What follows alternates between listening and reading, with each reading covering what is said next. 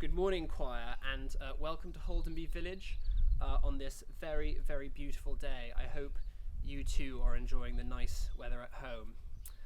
I obviously won't say that it's nice to see you, because obviously I can't see you, and more crucially, I can't hear you either. We've all been reading the same news, I'm sure, and in case it's not obvious, it's very clear that we won't be able to have rehearsals as a choir and performances as we normally do, even in smaller groups, which is a possibility we were exploring last week. With the news on Monday, it's also clear that even Father Oliver and I won't really be able to be in church ourselves, excepting particular emergency situations. Therefore, this title, Choir at Home, has a double meaning. You're at home, I'm at home, everyone who knows what's good for them is at home. We're all in the same boat, whether you're running a choir or a business or anything else. We're all having to think quite fast about how we keep our communities together and how we rethink the way we do things. This video is the start of that journey for us, All Saints Choir. I think it's going to be a really, really exciting journey. I can't promise to have all the answers yet, but ideas are coming in thick and fast. And like I said, this video is step one. Right off the bat, I will say there are clearly some disadvantages about this medium versus what we're used to, which is physically meeting up as a choir and rehearsing. Obviously, choral sound, in terms of actually being able to sing physically together, that's not possible on a medium like this. That's not just a musical loss. Obviously, there's a social side which is also lacking when we are being reached one by one, or sometimes in pairs for those lucky choir siblings, just in our own homes. Performance opportunities and opportunities to perform together are obviously lacking in this medium. And in terms of my job, obviously, I'm unable to hear you and give you feedback, which is essentially the relationship that a musical director has to their musical ensemble.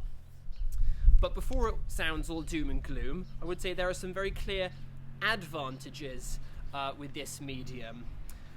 Dare I say that quite a few of us, if not all of us, have a little bit more time on our hands. Our diaries are going to be a bit clearer, so dare I say we have a little bit more time to work on ourselves as singers and as individuals. And this is also a thing which I think is an advantage of this medium, really focusing on your personal development. We have a system at All Saints where obviously we have people who've been in the choir for a very long time, who are older, people who clearly know a bit more, have bigger vocal ranges, have had more time to learn, and people who have just joined the choir. And all of us at some point are guilty of perhaps disengaging a bit in a choir rehearsal, letting the person next to us do most of the work and really sing along, and perhaps not being fully critical about what it is we are doing as individuals. So I'd say one of the key advantages is that this really is a great time to develop ourselves as individuals, to really get to know our own voices and to be able to think more individually and more intelligently about what it is we're doing and the sounds we are producing. And all that will be incredibly useful when we manage to meet up as a choir again. With choir, as with any human endeavour, we start from the basics and we build up from there. That's why this first video focuses on some very basic vocal technique and some very simple warm-ups. Use it or lose it. It's a tough teaching, but it's very, very true. In the same way as if we stopped an exercise routine, we would find our physical fitness deteriorating over time. So with the voice, if we don't keep it in regular use and in the right way, we will find when we come back to All Saints choir and when we come back to singing, we'll find it a little bit more difficult. Do this every day. If you can't do it every day, do it very regularly. Once we've grasped the basics of these vocal exercises, you can do them by yourself without this video in your room or anywhere else in your house, and it'll take you no longer than 2 or 3 minutes. On top of that, later videos will be building content that you can add to this. But starting, we're going to be very, very basic and just focus on preparing to sing and warming up our voice in a very basic way. Practice makes permanent. The better known version of that saying is, of course, practice makes perfect, but that's not quite right. Practice only makes perfect if we practice the right things and the right habits. If we practice the wrong habits and enforce them, we'll find that we work very hard, we put in lots of hours, and we actually get worse. I often find in choir, actually not often, on a few occasions people have come to me and gone, "I've been singing all day and I've completely lost my voice." And my sort of pithy reply to that is always, if you were singing properly, the fact that you were singing all day would be making your voice stronger, not weaker. So remember, if we want to improve, we have to cook in all the absolute best habits. Practice will make perfect, indeed only if we practice the right things. Get ready to sing. Before we start singing, indeed, before we even start warming up our voices, we have to make sure we are ready physically and mentally for what we are about to do. As ever, I think a comparison with sports is very good. Many of you will have seen Usain Bolt, for example, at the Olympics. Unless my news is very out of date, he is the guy with all the records for short distance running. And if you look at him before the start of a race, he's not hanging out somewhere vaguely near the starting line, sort of contemplating his navel, chatting to the other sprinters, checking his Snapchat, with a very vague idea in his head that when he sees that other people are running, he might also start running as well. No, before the race, he is down on the blocks, he's already looking at the finishing line, he has in his head a very clear idea about what he's going to do, so that when the starting gun goes off, he can go and set all those wonderful records that he has been doing for very, very many years. So, it's the same with singing. Before we start singing, before we even start warming up our voices, we have to make sure our bodies are ready for this. And when I say our bodies, I really, really mean it. Singing isn't something we sort of do with our face. It's not just a sort of weird sort of throat exercise that we make. It's something which, when done properly, is something that involves the entire body.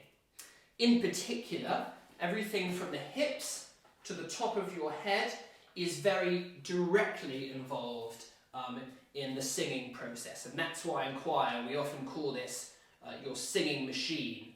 And just like a car has different parts, all of which are important and perform different jobs, so different parts of our singing machine perform different functions. It starts down here in the abdomen. This should really feel, along the car metaphor line, sort of like your engine room, okay? The support you will feel, or you should feel, is really coming from all the way down here, at the level of your belly button, indeed lower than that still. Your lungs hold the air that is what fuels our singing. The voice is a wind instrument. It's not a string instrument. We don't sing by getting a violin bow and sort of scraping it across our face. The voice is not a percussion instrument. We don't sing by getting a drum mallet and sort of thwacking ourselves with it. The voice is a wind instrument. The wind vibrating against our vocal cords, which are up here, produces sound in exactly the same way as an oboe or a clarinet does. It's a wind instrument, and the wind is coming from our lungs. Our engine room is down here, and our lungs are our fuel tank. I won't stretch the car metaphor too far, but let's talk about here, our voice box, which is contained here in our neck. And indeed, if you're talking, put your finger here, and you will feel it's vibrating. The vibrating of the air against your vocal cords, which are contained in your voice box, is what enables us to speak, and it's also what enables us to sing. The voice box is also where we control the pitch of our sound. It's where we decide whether we're going to be making a very low down sound like this, or whether we're going to be talking really up high like this. When we're speaking, that massive range isn't something we use very often. For singers, it's absolutely crucial. So the sound is being made here, supported all the way down here, fueled from here, and the sound and the pitch is made there. Finally, we have here our face, and in particular our mouth, because singing is something you do with your whole body, but the sound is coming out of your mouth like that.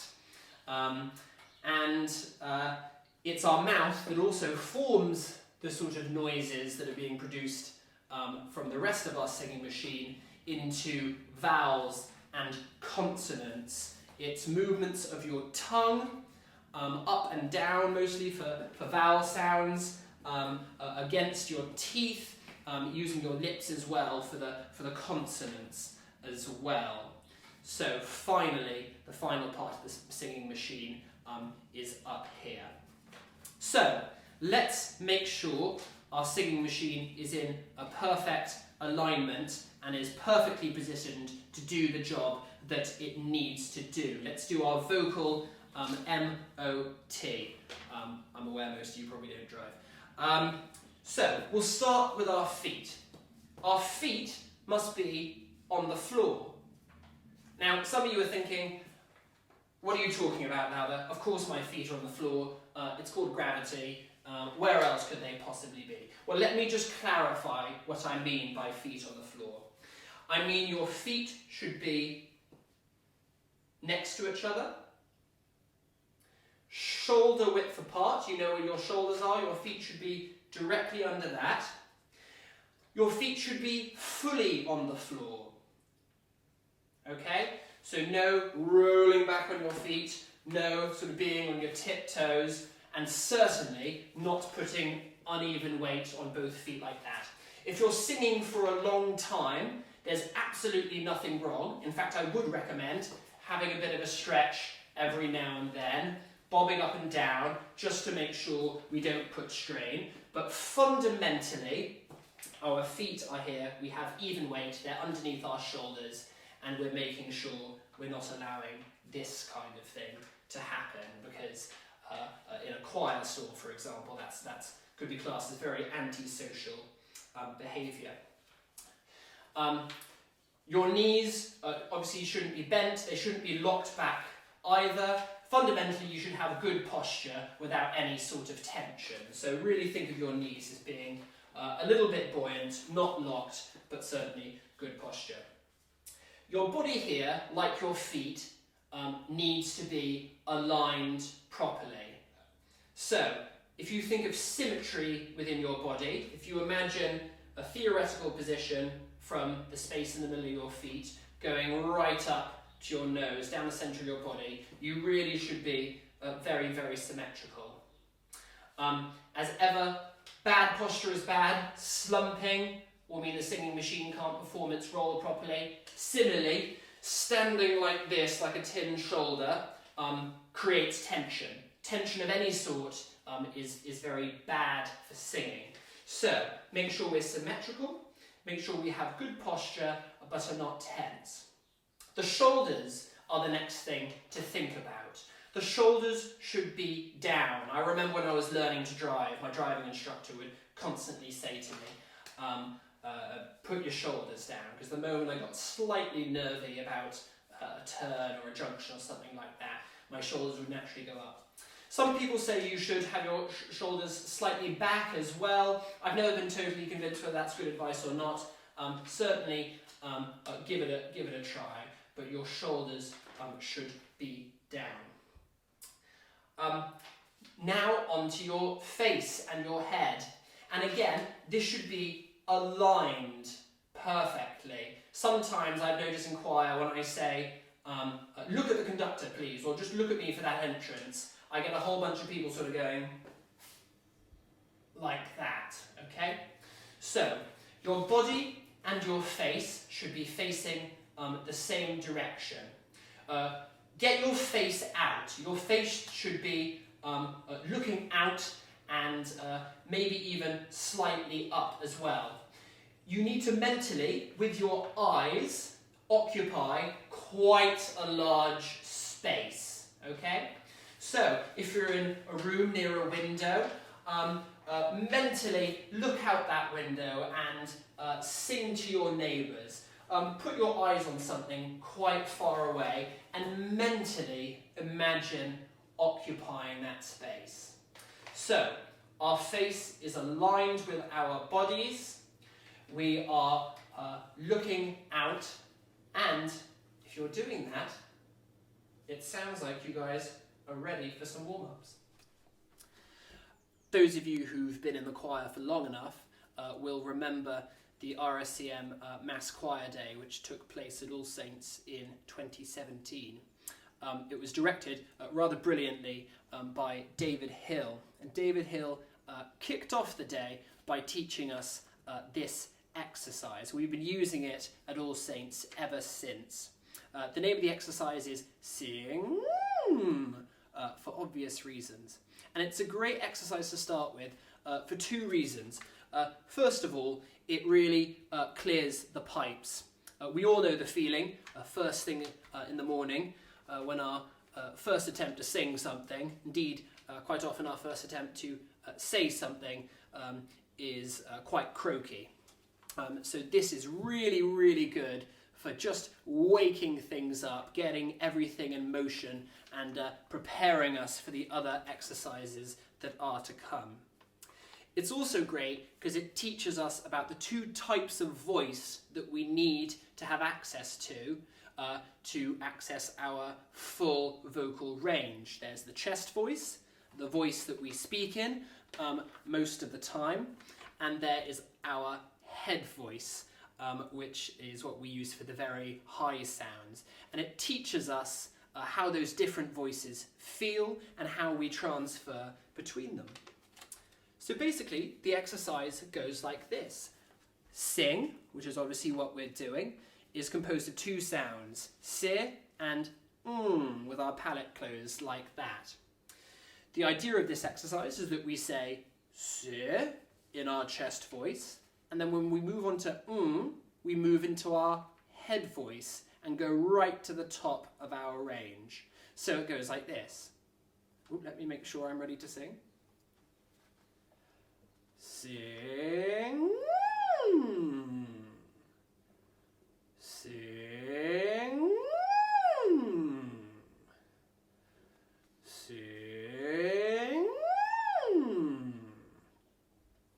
We tend to do this in choir 3 times with an especial focus on every single person watching me to bring you in and make sure you all breathe together. Obviously, I'm not going to do that now, but make sure the breath before is done properly. See what feels right for you. I know the feeling of driving to choir first thing on a Sunday morning. I often do sing at a very, very narrow range for quite a while just to get my voice alive. If we're feeling a little more warmed up and it's later in the day, we've been chatting a lot maybe, we may wish to extend the exercise, in which case you can slow it down. You can focus on really starting at the bottom of your range and moving all the way to the top of your range. So, sing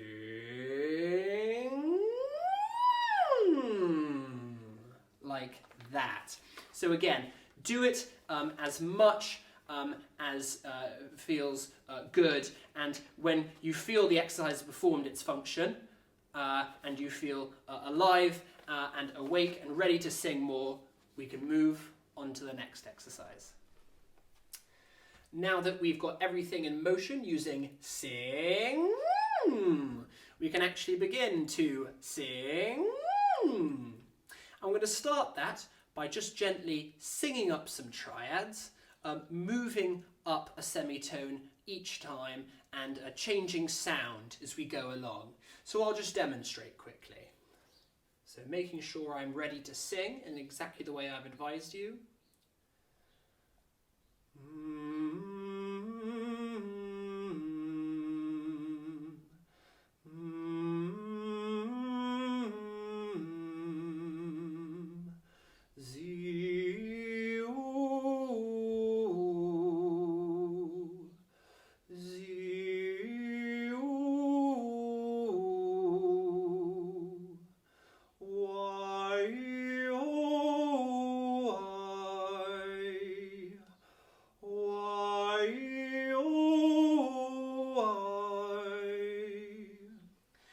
Just like that, it just gets us working into our range and actually singing. I used a humming sound, followed by, I think, ZU, is that what I did? Followed by YOY. But you can use those or use your own sounds. Mr. Miller, our friend from St. Matthew's, is very keen on because it encourages us to really get used to giving proper breath support. If your lips aren't buzzing, that's because you're not using enough air. When John's Cambridge came and did their workshop in Northampton a few years ago, they encouraged zzz and a v for exactly the same reason. You can make up your own. You can go, I love pie, or COVID-19, or whatever you want to use. Like I said, one of the disadvantages with this medium is that I can't hear you, I can't give you feedback. One of the potential advantages is that that then creates a demand on you to really think about what you're doing. We're not sort of delegating all the thinking up to me. Listen to yourself, and if things don't sound quite right, or if things feel difficult, ask yourself, why is that? Is it that you're sort of pushing too much from your throat and not using your support down here? The sort of that sort of thing? Is it that you're not being flexible enough here with your vowel sounds? Answer your own questions, see what works for you, and now we're going to have a little sing-along with the piano. You do as many as you like.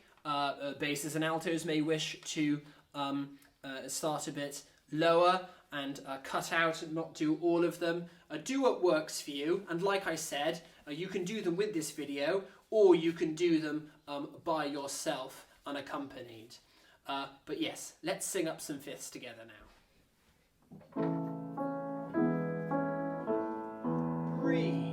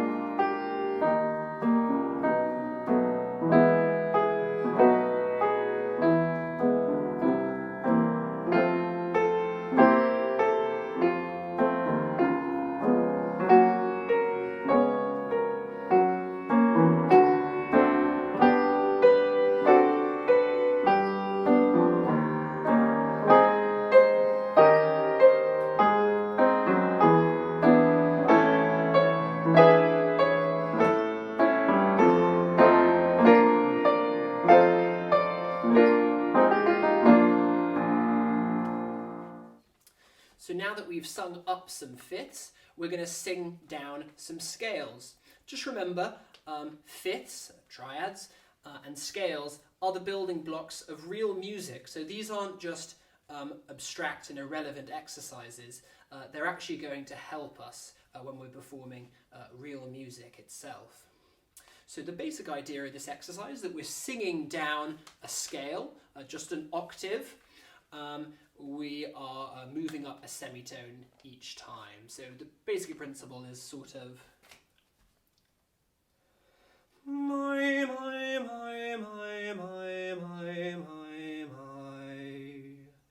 ya, ya, ya, ya, ya, ya. So again, I used my and ya. You can use whatever you like. Take this opportunity to explore the full range of different vowels and consonants, and to explore the full range of your voice as well. Again, if something doesn't sound right or if something feels quite tricky, ask yourself why it is. The breath before you start singing is incredibly important, and between the different pitches, very, very important as well.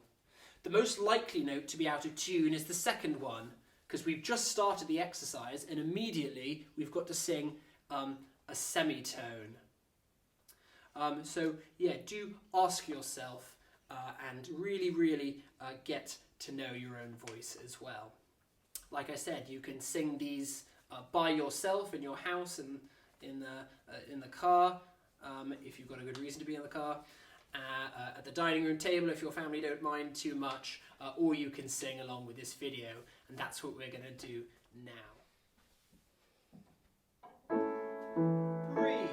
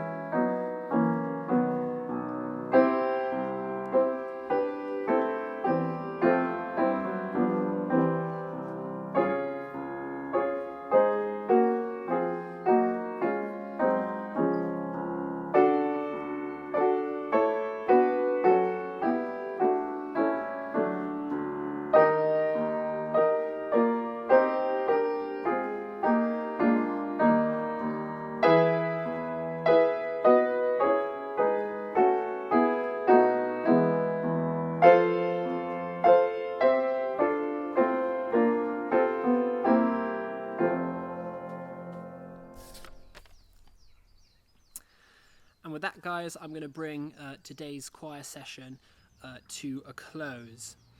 We've talked about the importance of singing regularly, indeed singing every day throughout this period.